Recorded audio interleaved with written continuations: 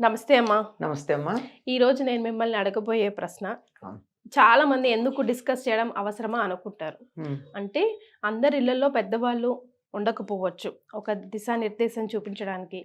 కొంతగా ఆడపిల్లల తల్లులకు కూడా అంత ఇన్ఫర్మేషన్ ఉండకపోవచ్చు, కొంచెం కన్ఫ్యూజన్ ఉండొచ్చు. సో అలాంటి వాళ్ళ కోసం మన వీడియో చాలా ఉపయోగపడవచ్చు. సో మనం మాట్లాడుకోబోయే అంశం ఏంటంటే, మెచ్యూర్ అయిన ఆడపిల్లలకు తల్లులు ఎలాంటి జాగ్రత్తలు చెప్పాలి, ఎలాంటి ఆహారం ఇవ్వాలి. ఈ రోజుల్లో అసలు తురుగా అసలు కూర్చోబెట్టట్లేదు. ఫస్ట్ ఆఫ్ ఆల్ ఎందుకు కూర్చోబెట్టాలి, దాని వెనకాల ఉన్న సారాంశం, అర్థం పరమార్థం ఒకసారి డిస్కస్ చేద్దామమ్మా. చాలా సున్నితమైన అంశం అడిగారమ్మా, అమ్మా. కానీ చాలా ప్రధానమైంది. ఎస్. సాధారణంగా అమ్మాయికి వయసు వస్తోంది అనడానికి కొన్ని సంకేతాలు కనపడతాయి. శరీరంలో మార్పులు వస్తాయి కదా, తల్లి వాటిని గుర్తించి అసలు మెచ్యూర్ అవడం అంటే ఏమిటి అనే సంగతి చెప్పాలి. చాలా మందికి అది తెలియక కంగారు పడే ప్రమాదం ఉంది. అంటే ఇప్పుడు పెద్ద అవసరం లేదనుకుంటా ప్రస్తుతం ఉన్న పరిస్థితుల్లో. ఒకప్పుడైతే కంగారు పడిపోయి షాకు కూడా గురయ్యేవాళ్ళు. వాళ్ళకి చెప్పకపోతే ఒక్కసారిగా భయపడి ఏమిటైంది, ఇట్లా అయిపోతుంది ఏమిటి అని అలా కంగారు పడిపోయే అవకాశం ఉంది. అప్పుడు చెప్పాలి. ప్రస్తుతం అవసరం ఉందని నేను అనుకోను. అంతవరకు అయితే తెలుస్తోంది, కానీ అయినప్పుడు కూర్చోబెట్టాలి అన్నది ప్రధానమైనటువంటి అంశం. కూర్చోబెట్టడం అంటే పూర్వకాలం ఉన్న పరిస్థితులు వేరు, ఇప్పుడున్న పరిస్థితులు వేరు. కుదరవంటే కానీ అప్పుడు నోటితోనే అన్నం తిన్నాం, ముక్కుతోనే గాలి పీల్చాం. అప్పుడు ఆడవాళ్లే గర్భధారణ చేశారు, ఇప్పుడు ఆడవాళ్లే చేస్తున్నారు. ఏం మారిందమ్మా? మన వ్యవహార శైలి మారింది, కానీ మౌలికాంశాలు మారలా. ఎందుకు కూర్చోవాలి? అప్పుడు తాటాకుల మీద కూర్చోబెట్టేవారు, ఇప్పుడు అది అవసరం లేదు, అందుబాటులో లేవు గనక. ఇప్పుడు కనీసం ఇంట్లో కదలకుండా ఒక చోట కూర్చోవడం అలవాటు చేయాలి. వీలైనంత విశ్రాంతినివ్వాలి. ఒక 11 రోజుల పాటు అట్లీస్ట్, కనీసం 3 రోజుల పాటు అస్సలు కదలకూడదు. ఆ తర్వాత 11 రోజుల పాటు చాలా తక్కువ కదలిక ఉండాలి. ఎందుకంటే శరీరంలో చాలా పెద్ద మార్పు వచ్చింది. ఈ మార్పు శారీరకంగానే కాదు, మానసికంగా కూడా ఉంటుంది. ఎందుకంటే హార్మోన్ల ప్రభావం వల్ల కదా ఆడ మగ తేడా తెలిసేది.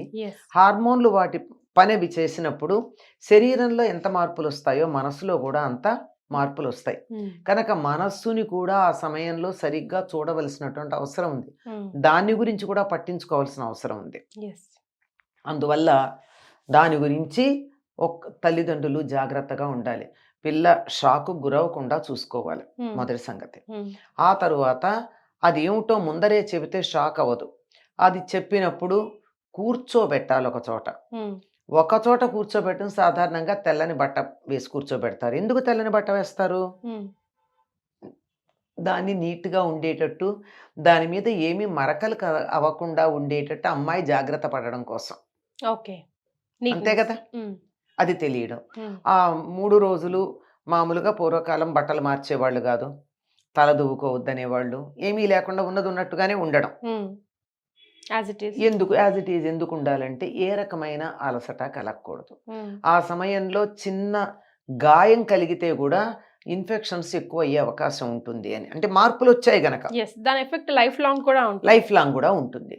ఇది బయటికి కనిపించేటటువంటి విషయం. ఇలా ఒక చోట కదలకుండా ఈ రోజుల్లో అలా తాటాకులేసి వేసి కూర్చోబెట్టకపోయినా ఒక మంచమో బల్లో ఇచ్చి ఈ 3 రోజులు దీని నుంచి నువ్వు వీలైనంత వరకు కదలకు. సిక్ పర్సన్ అనుకోండి, మనం మొక్కల్ని కూడా ఇక్కడి నుంచి అక్కడికి మారిస్తే ద ప్లాంట్ ఈజ్ సిక్ అని చెప్తూ ఉంటారు. 4 రోజులు తేరుకునేదాకా దాన్ని జాగ్రత్తగా నీడలో పెట్టి ఇంత మార్పు వచ్చాక అలా చూసుకోవాల్సిన అవసరం ఉంది. ఆ సమయంలో ఇచ్చే అసలు ముందర నేను చెప్పింది ఏమిటి అంటే, శరీరానికి శ్రమ కలగకుండా ఉండడం మొదటి భాగం. వీలైనంత కదలిక కూడా తగ్గించాలి. కదలకుండా ఉండే వీలైనంత తక్కువ, అవసరాలకు మాత్రమే కదిలేటట్టు. ఇక ఆహారం విషయానికి వస్తే ఉప్పు కారం లేని ఆహారం పెట్టడం మంచిది. కారం అంటే ఓకే, కానీ ఉప్పు లేకుండా పెట్టాలి. ఆ తర్వాత నువ్వులు, బెల్లం, కొబ్బరి, పచ్చి కొబ్బరి కాదు మళ్ళీ ఎండు కొబ్బరి, ఇవి పెట్టాలి. ఇవి మనకు ఇంకా నేను వివరం చెప్పక్కర్లా. నువ్వుల్లో కాల్షియం ఉంటుంది, ఐరన్ ఉంటుంది. ఇది కొబ్బరిలో మిగిలిన విలువలు ఉంటాయి. బెల్లం పంచదారది కాకుండా బెల్లంతో చేసి పెట్టాలి, బెల్లంది. ఇది శరీరానికి కావాల్సినటువంటి రక్తహీనత పోగొడుతుంది. పైగా నువ్వుల వల్ల ఏంటంటే ఇటు కావలసినటువంటి పోషకాలు ఇవ్వడంతో పాటు అక్కర్లేనిది ఏదైనా ఉంటే వాషౌట్ చేయడానికి సహకరిస్తుంది. శరీరం వాతతత్వానికి ఎడుతుంది కనుక వాతతత్వం నుంచి వేడికి రావాలంటే నువ్వులు అవసరం. అందుకే పూర్వకాలం మరి కారం ఉప్పు కారం లేకుండా పెట్టాలి అంటే పులగం పెట్టేవాళ్ళు. ఇప్పుడు పులగం చేసి కూడా అందులో ఉప్పు వేసి పెడుతున్నారు. లేదు, దాన్ని చేయడానికి పద్ధతి ఉంది.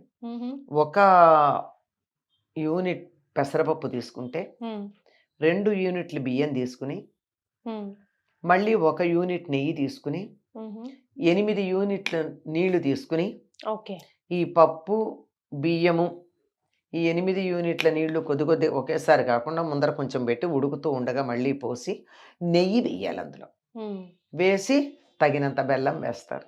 బెల్లం. ఈ బెల్లం ఎప్పుడైతే తీసుకుంటామో ఉప్పు తినాలి అనేటటువంటి జిహ్వాకి ఆ చాపల్యం ఉండదు, బెల్లంతో తీసుకుంటారు. ఇంకా ఆ సమయంలో అన్ని రకాలైనటువంటి బలవర్ధకమైన పదార్థాలు, అందుకే కొన్ని ప్రాంతాల్లో వాళ్ళు ప్రత్యేకంగా అమ్మాయి ఈ విధంగా మెచ్యూర్ అయింది అంటే రకరకాల నట్స్ పట్టుకెడతారు, డ్రై ఫ్రూట్స్ అన్ని పట్టుకెళ్ళిస్తారు. ఇవన్నీ కూడా మంచిదే, కాకపోతే ఉప్పు కారం తగలకుండా ఉండాలి, చాలా మంచిది. ఈ నియమం 3 సార్ల వరకు పాటించాలి, 3 టైమ్స్. దీంతో పాటుగా ఈ మధ్య నేను విన్నది ఒక గైనకాలజిస్టు, చాలా చిన్న ఆవిడ, అప్పటికి ఇప్పుడు పెద్ద ఆవిడ అయి ఉంటుంది.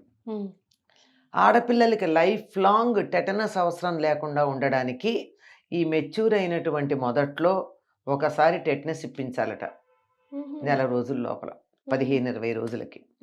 మళ్ళీ 6 months తర్వాత మళ్ళీ పీరియడ్స్ వస్తాయి కదా, ఆ తర్వాత ఒకసారి ఇప్పించాలట టెటనస్. 1 yearకి ఒకసారి ఇప్పించాలట. ఇంకా లైఫ్ లాంగ్ డెలివరీస్ అయినా మరేమైనా అసలు ఆడవాళ్ళకి టెటనస్ ఇవ్వాల్సిన అవసరమే ఉండదట. పర్మనెంట్ టెటనస్ ఇంజెక్షన్ అని, అది మళ్ళీ ఒకసారి కనుక్కోవాలి. ఆవిడ చెప్పడం వల్ల నేను కొంతమంది విద్యార్థుల్ని, అప్పటికి అయిపోయి ఉంటారు కదా వాళ్ళు, కొత్త ఏం కాదు, వాళ్ళకు కూడా ఆవిడ ఏదో మార్గం చెప్పింది. ఏమిటంటే ఇప్పుడు ఒకసారి తీసుకుని ఇంకో కొన్నాళ్ళ తర్వాత తీసుకుని, అది కూడా పీరియడ్స్ వచ్చిన ఎన్ని రోజులకి అని ఒక నియమం ఉంది. బాగా తెలిసినటువంటి ఒక గైనకాలజిస్ట్ దగ్గరికి వెళ్ళి చక్కగా కొత్తగా మెచ్యూర్ అయిన పిల్లలకి ఇట్లా, ఆల్రెడీ మెచ్యూర్ అయ్యి 1-2 సంవత్సరాలు అయిపోయి ఇంకా పెళ్లి చేసుకోబోతున్నారు నా ఆడపిల్లలకి ఎలా ఇవ్వాలి అని కనుక్కుని ఇప్పించినట్టయితే ఈ ధనుర్వాతం అని చెప్పేటటువంటిది టెటనస్ వచ్చేటటువంటి అవకాశం ఉండదు. ఇవన్నీ ఆ రోజుల్లో ఈ ఇంజక్షన్లు లేవు కనుక ఏం జరగాలి, శరీరానికి పటుత్వం రావాలి, ఎటువంటి ఇన్ఫెక్షన్ రాకుండా ఉండాలి కనుక నువ్వులు బెల్లం ఇచ్చేవారు. ఇటువంటి ఆహారం ఇవ్వాలి. తర్వాత జాగ్రత్తలు తీసుకోవడం తల్లి చెప్పాలి, ఏ విధంగా ఉండాలి, బయటికి వెళ్ళినప్పుడు ఎట్లా ప్రవర్తించాలి. బయటికి వెళుతూనే ఉంటారు కదా చదువు కోసము ముందర, తర్వాత ఉద్యోగం కోసం వెళ్ళినప్పుడు ఏ విధంగా మేనేజ్ చేసుకోవాలి.